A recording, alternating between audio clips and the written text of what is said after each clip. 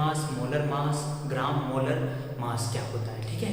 तो mole concept के अपन second lecture में आज अपन डिस्कस करने वाले हैं मॉलिक्यूलर फॉर्मूला क्या होगा, एम्पिरिकल फॉर्मूला क्या होगा, नंबर ऑफ मोल्स निकालने के फॉर्मूले क्या होंगे, ठीक है। तो स्टार्ट करता हूँ मैं पंकज शर्मा और आपका अपना चैनल केमसोल। ध्यान देना स्टूडेंट्स, टॉपिक है अपना molecular formula, molecular formula and empirical formula, ठीक है। देखो इससे पहले अपन एक टॉपिक पढ़ते हैं जिसको अपन बोलते हैं परसेंटेज कंपोजिशन। क्या बोलते हैं उसको? Percentage composition. ध्यान देना, कोई भी कंपोजिशन में उसमें किसी एक पर्टिकुलर एलिमेंट का कितना परसेंटेज है उसको ही अपन क्या बोलते हैं? Percentage composition. मतलब कोई एलिमेंट किसी यौगिक में कितने प्रतिशत उपस्थित है वही क्या कहलाता है? उसका परसेंटेज कंपोजिशन। तो अपन फॉर्मूला इसका बनाए तो यहाँ पे ध्यान देना, क्या लिखोगे? Mass of element in compound over mass of compound, और परसेंटेज है तो मल्टीप्लाई किससे कर देंगे? 100 से कर देंगे। देखो एग्जांपल लेते हैं अपन, ध्यान देना। सपोज एग्जांपल लिया अपन ने percentage of oxygen in H2। तो ऑक्सीजन का कितना वेट है, मास कितना है ऑक्सीजन का? 16। पानी का ओवरऑल कितना होता है? 2 हाइड्रोजन प्लस 16 कितना हो गया ये? 18। तो ये हो गया 18 इंटू 100। ये किसका परसेंटेज आ गया? ऑक्सीजन का। किसमें? H2 में। जैसे percentage of sodium in NaCl, तो सोडियम का पर्टिकुलर कितना बोलते हैं आप? 23। Cl का कितना होता है? 35.5। तो ये टोटल हो जाता है 23, 35.5, ये हो गया 58.5। तो इससे अपन बोले तो मास ऑफ कंपाउंड कितना आ गया? 58.5। इसको 100 से तो ये क्या हो गया? Percentage of sodium in NaCl हो जाएगा ना। और एग्जांपल लो इसका, देखो एक बढ़िया एग्जांपल लेते हैं। Percentage of oxygen in H2SO4 कितना है ऑक्सीजन का? H2SO4 में मास 4 है, एक का होता है 16, तो 4 का कितना होगा? 64। H2SO4 का निकालो, मॉलिक्यूलर मास कितना होगा? 2 हाइड्रोजन सल्फर, एक 32 होता है और ये होता है 64। तो ये आता है आपका 98 ग्राम, ठीक है। तो इसको किससे डिवाइड कर देंगे? कंपाउंड मास से। ये हो गया परसेंटेज में इंटू 100। तो ये क्या आ गया इनका? Percentage composition. कर लोगे स्टूडेंट्स? हो जाएगा। अब इसके बाद अपन आगे बढ़ते हैं, अपना टॉपिक जो है molecular formula and empirical formula. ध्यान रखना, जो मॉलिक्यूलर फॉर्मूला होता है ना स्टूडेंट्स, वो ये होता है कि किसी भी कंपाउंड में या किसी भी मॉलिक्यूल में जो एटम्स हैं उनका वास्तविक, उनका रियल रेशियो क्या होगा, है ना, एक्चुअल रेशियो। तो मैं यहाँ पे लिखूँ मॉलिक्यूलर फॉर्मूला में, बोले actual ratio of various elements in A molecule और कंपाउंड। एम्पिरिकल क्या होता है भाई? एम्पिरिकल होता है simplest ratio of atom, simplest ratio of atoms. कैसे करना है इधर ध्यान दो, एग्जांपल लेते हैं, एग्जांपल से सीखते हैं। हाइड्रोजन पेरोक्साइड का फॉर्मूला होता है H2O2। क्या होता है? H2O2। इसमें 2 हाइड्रोजन के एलिमेंट है, 2 ऑक्सीजन के एलिमेंट है, तो इनका एक्चुअल रेशियो क्या है? 2:2। ये क्या बताएगा? मॉलिक्यूलर फॉर्मूले। अगर इसको सिंप्लीफाई करके 1:1 में ले जाऊं तो हाइड्रोजन कितना है? 1, ऑक्सीजन भी कितना है? 1। तो ये जो H4O, ये क्या कहलाएगा? इसका एम्पिरिकल फॉर्मूला। किसका? हाइड्रोजन पेरोक्साइड का। आई बात समझ में? अब अगर मुझे एम्पिरिकल फॉर्मूले से क्या प्राप्त करना हो, क्या बनाना हो मॉलिक्यूलर फॉर्मूला, तो मैं इसको किससे मल्टीप्लाई करूँ? 2 से मल्टीप्लाई करूँ। तो हाइड्रोजन के कितने हो जाएंगे? 2, ऑक्सीजन भी कितने हो जाएंगे 2, तो क्या आ जाएगा इसका मॉलिक्यूलर फॉर्मूला। जैसे एग्जांपल और लेते हैं अपन C2H6 इथेन। इथेन में जो कार्बन है वो 2 है, हाइड्रोजन है 6, तो इनका रेशियो एक्चुअल रेशियो क्या हो गया 2:6। अगर इसको सिंप्लीफाई करें तो ये 1:3 बनता है, जो क्या देगा इसका एम्पिरिकल फॉर्मूला देगा। कैसे, इधर ध्यान दो, कार्बन कितना है 1, हाइड्रोजन कितने हैं 3, CH3। अब इसको किससे मल्टीप्लाई करते हैं 2 से मल्टीप्लाई कर दो, तो क्या आ जाएगा मॉलिक्यूलर फॉर्मूला। जैसे एग्जांपल वो लेते हैं C6H12O6 ग्लूकोज है। अब ग्लूकोज में कार्बन का संख्या क्या है 6, हाइड्रोजन की है 12, ऑक्सीजन की है 6। इसको अगर अपन सिंप्लीफाई करेंगे तो अपन को क्या मिलेगा ये 1:2:1। कहने का मतलब 1 कार्बन 2 हाइड्रोजन और 1 ऑक्सीजन। बोलो जी, अगर इसको मैं किससे मल्टीप्लाई कर दूं 6 से मल्टीप्लाई कर दूं तो ये क्या दे देगा आपको मॉलिक्यूलर फॉर्मूला। कहने का मतलब अगर आपको एम्पिरिकल फॉर्मूला से मॉलिक्यूलर फॉर्मूला पर आना है तो उसको किसी पर्टिकुलर नंबर से मल्टीप्लाई करना पड़ेगा। तो इसका रिलेशन बना सकता हूँ, क्या बोलूँ मैं, empirical formula is equal to molecular formula is equal to n into empirical formula. n यहाँ पे 1 2 3 4 कुछ भी हो सकता है, ये बात याद रखना। इसको ऐसे मत लिख लेना, याद मत कर लेना कि ये 2 ही होता है, ये 6 भी हो सकता है, ये 3 भी हो सकता है। आई बात समझ में, ये इसका रिलेशन हो गया। अब देखो एक जरा सी बात यहाँ पे अपन एक और नोटिस कर सकते हैं। देखो अगर अपन बात करें जो हाइड्रोजन पेरोक्साइड का एम्पिरिकल फॉर्मूला आया HO है ना, इसका मास कितना है, हाइड्रोजन का 1 है, ऑक्सीजन का है 16, तो ये हो गया 17। ठीक है, इधर H2O2 का कितना आएगा 2 + 32 बोले तो 34 34 हो गया। कहने का मतलब 17 को अगर 2 से मल्टीप्लाई करोगे तो ये इसका वेट दे देगा, किसका मॉलिक्यूलर फॉर्मूला, जिसको अपन क्या बोलते हैं मॉलिक्यूलर वेट। मॉलिक्यूलर वेट क्या किया आपने, एम्पिरिकल वेट से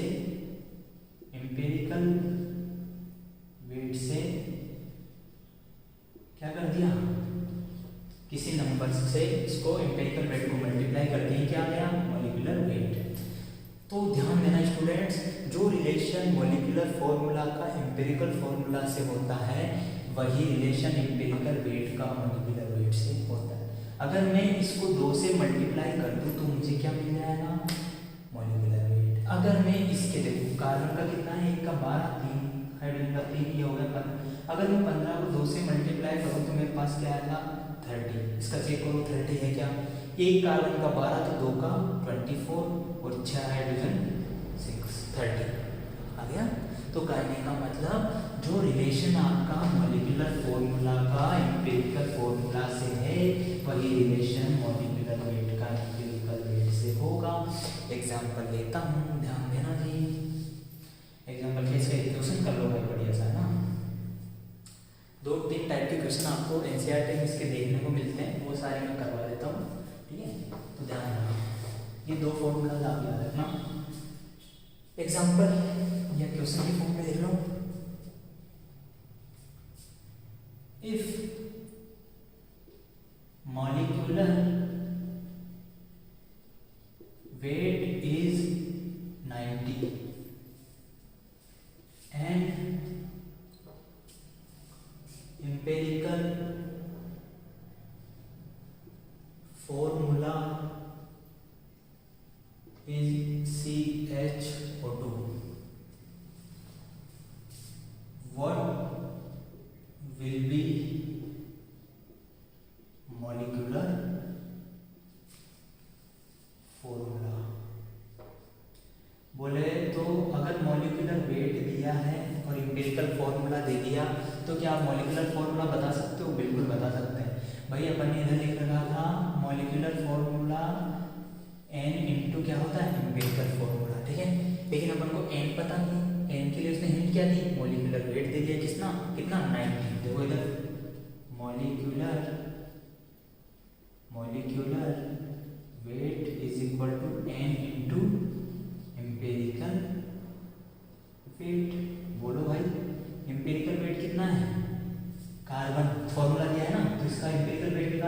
कार्बन का होता है 12, हाइड्रोजन एक ऑक्सीजन का होता है 16, तो 2 का कितना हो गया 32। ये कितना बनेगा आपका 33, 43, 45, तो इंपेरिकल 45। एन आपको निकालना है, मॉलिक्यूलर वेट कितना दिया 90 दिया, तो n is equal to 90/45 which is equal to 2, है ना। ये एन आ गया, इस एन की वैल्यू कहाँ रखोगे यहाँ पे। एम्पिरिकल फॉर्मूला क्या दिया है CH2, तो क्या मिल जाएगा आपको मॉलिक्यूलर फॉर्मूला। मिटा दो इसको, ये देखो क्या दिया आपको, एम्पिरिकल फॉर्मूला क्या दिया था CH2, एन कितना आया 2, तो क्या बनेगा ये C2H2O4, ये आपका मॉलिक्यूलर फॉर्मूला हो गया। ठीक है, कर लोगे, देखो जरा।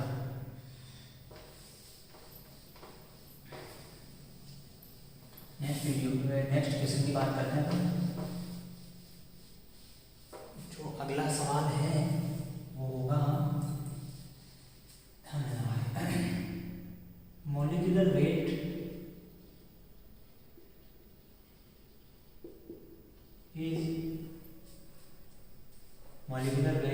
is 60, carbon is 4.8%, hydrogen is 1%।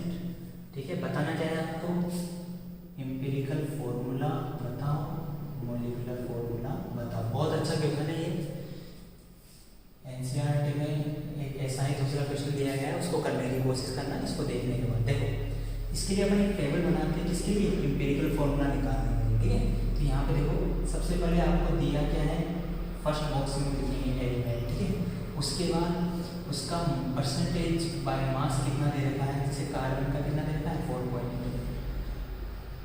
उस एलिमेंट का आपको क्या लिखना है एटॉमिक मास, फिर उसका रेशियो, एटॉमिक मास रेशियो आपको लिखना है। ठीक है, उसके बाद क्या लिखोगे आप,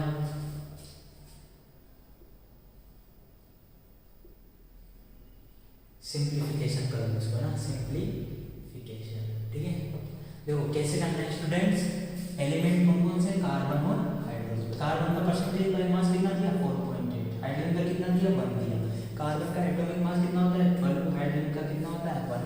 तो एटॉमिक मास का रेशियो क्या होता है, बोले तो मास जो आपको दिया गया है ओवर एटॉमिक मास। अरे जैसे नंबर ऑफ मोल्स का पहला फॉर्मूला लिखवाया था ना लास्ट लेक्चर में, mass given over molar mass, वैसे ही यहाँ पे क्या बोलेगा, मास जो दिया गया है उसको किससे डिवाइड कर दोगे एटॉमिक मास से। तो यहाँ पे ध्यान दो, मास कितना है 4.8 जो दिया गया है, एटॉमिक मास कितना हो गया 12, ये कितना बनेगा, ये बन जाएगा आपका 0.4। ठीक है, इधर कितना है हाइड्रोजन का 1 दिया है, होता भी 1 है, तो ये भी क्या बनेगा 1।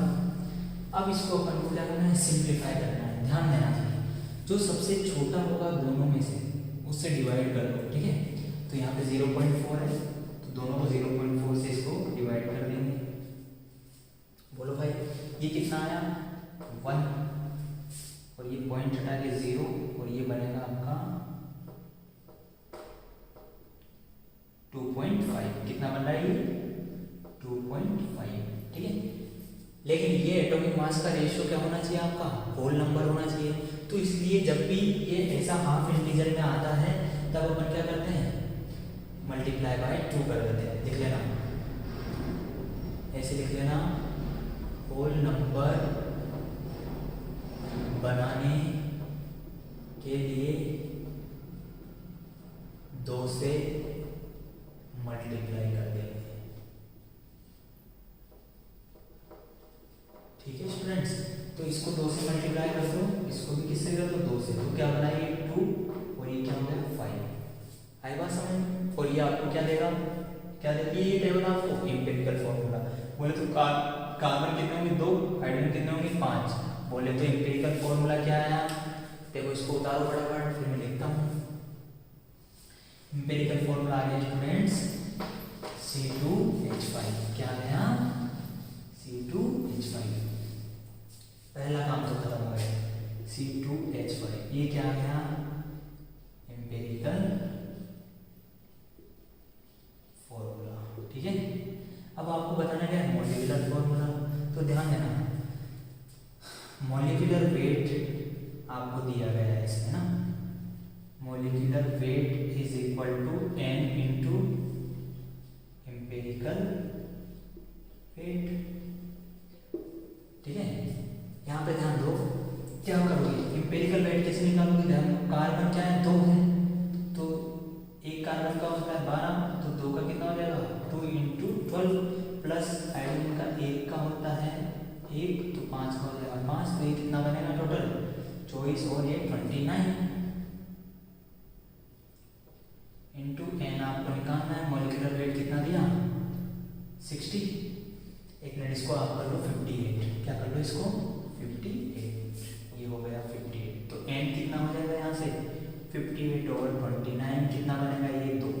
जब n की वैल्यू आ गई तो आप एम्पिरिकल फॉर्मूला से मॉलिक्यूलर फॉर्मूला निकालने के लिए क्या करोगे, empirical formula into n is equal to molecular formula. बोले तो एम्पिरिकल फॉर्मूला क्या है था भाई, C2H5 इंटू 2 क्या बना ये C4H10, ये आपका क्या हो गया मॉलिक्यूलर फॉर्मूला। बढ़िया क्वेश्चन है, टेबल याद रखनी है, सबसे पहले एलिमेंट, फिर उसका परसेंटेज बाय मास, फिर उसका एटॉमिक मास, दोनों का रेशियो, उसके बाद सिंप्लीफाई करना है, अगर वो भिन्न आता है तो उनको पूर्णांक बनाने के लिए 2 से मल्टीप्लाई कर देंगे। ठीक है, एक न्यूमेरिकल और यहाँ पे कर दो आप,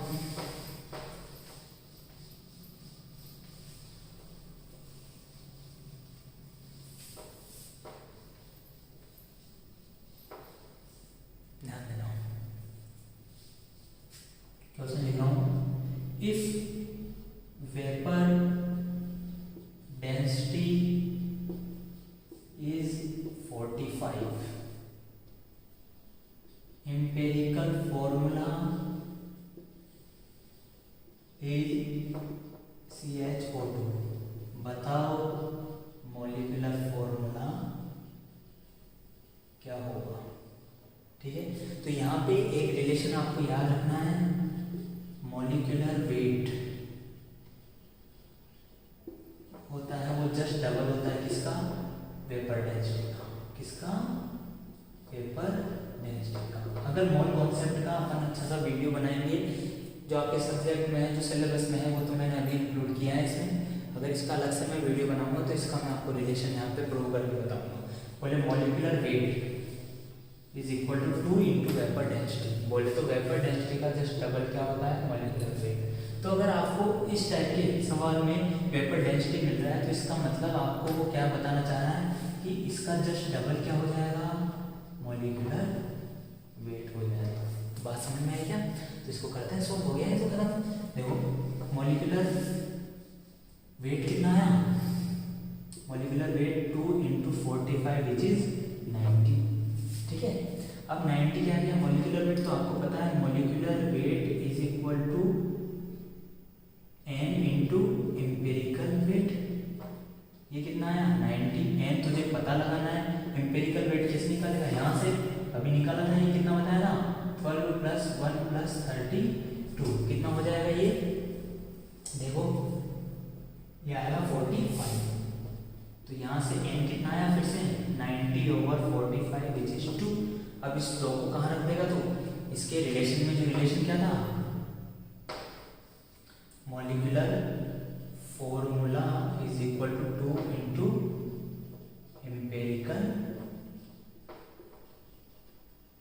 फॉर्मूला। बोलो भाई कर लोगे, तो यहाँ से ध्यान दो क्या आया, n का वैल्यू 2 आ गया, तो 2 n अपन ने निकाला है, n देखना है 2 इंटू CH2, क्या बनेगा ये C2H2O4। बोले तो वेपर डेंसिटी अगर देगा तो उससे आपको जस्ट डबल करके मॉलिक्यूलर वेट निकालना है और फिर दोनों रिलेशन आपको यूज करने हैं।